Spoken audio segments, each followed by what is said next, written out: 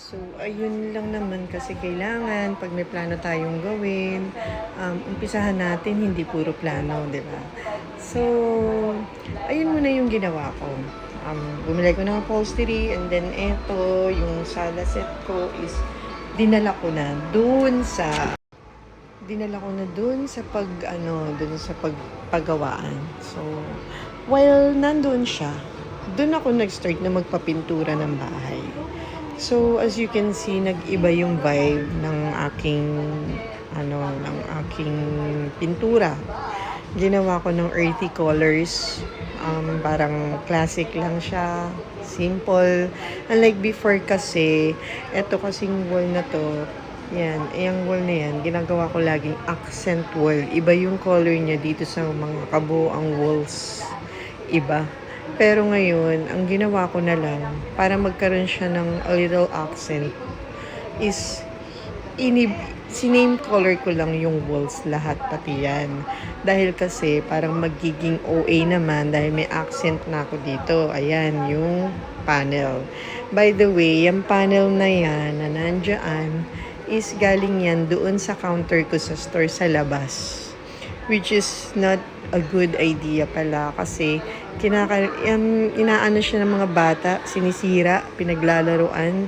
Madali lang pala siyang mabakbak, ganun. So, kinuha ko siya and then sabi ko kay Papa Bibs, idikit namin. So, si Papa Bibs yung tumulong sa akin mag-cutter. And then, kami yung nagkabit. And then, ito naman kasi yung aking TV rack is pasadya ko din yan. Kasi gusto ko kasi na maging motif lang ng bahay ko is something may mga wooden and then white and gold. Ganun yung motif na gusto ko. Parang may pagka-classy feels. Ganyan. Ewan ko para sa akin kasi classy. Classy kasi sa akin yung may touch of gold. Para sa akin. Opinion ko yun. Ayan, like yung ilaw ko. Ayan, yung mga lighting fixtures ko, yung mga design ko na nilagay. Puro gold. Ayan. So, even yung mga display ko, puro gold. Wala. I want, merong touch of gold. Kasi parang napaka-classy ng tingin ko sa kanya. Pero para hindi naman siya maging sobrang, metallic kasi is gold metallic.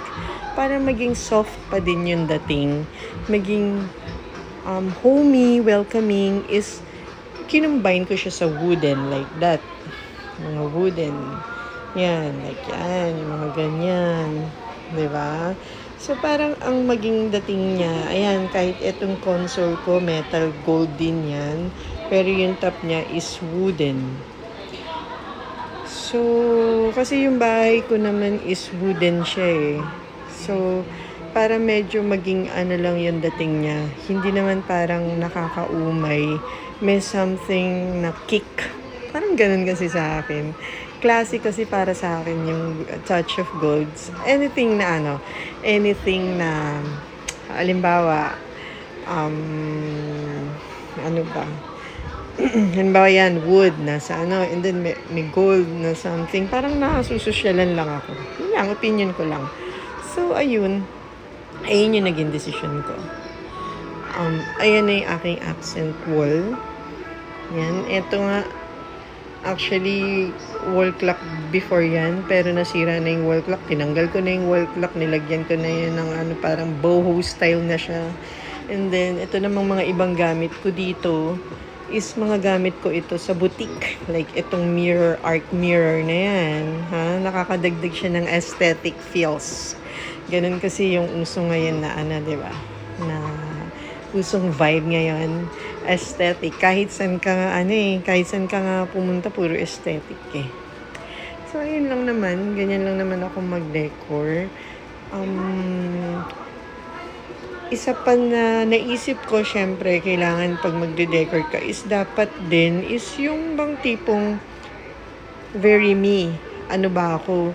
Kumaga, wala lang. Gusto ko lang yung very parang something like fashionable na na may makikita kang something like, yan, kagaya na itong display ko na to. May face, gold metal face. Pero sinamahan ko siya ng something like aesthetic flower na ano siya, pinatuyo, ganyan. And then, ayan, yung mga ganyan display ko, may white na base. Basta I want something combination of white, gold, and wooden. Yun. Yun yung motif na gusto ko sa bahay. Ayan. So, ayan yung mga display ko yan sa boutique ko before. Nilagay ko na rito kasi wala na akong boutique. Sinara ko muna. Actually, passion ko yun. Madali naman balikan yun pag gusto ko. Yung ukay-ukay ko ulit. Pwede naman balikan ulit yun.